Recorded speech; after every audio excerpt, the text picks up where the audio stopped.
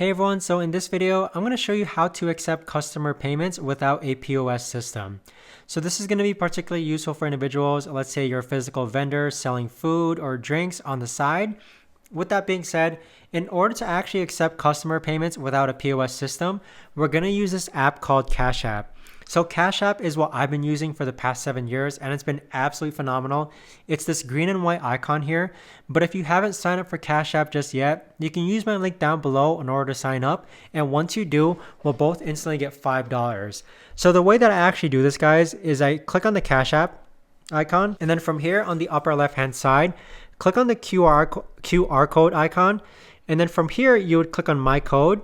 And then this is basically the code that I send to all my customers. So I print this out and then they're able to scan it digitally and then send me money that way.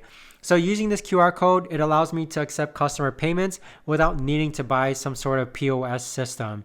So with that though, if you're dealing with customers individually or if they're maybe digitally, you could actually request money from customers as well. So if I input $20 here and then click on request, you could actually go ahead and insert the customer's name, phone, or email to actually send them the money request. So notice how when I'm typing here, the Cash App directory changes.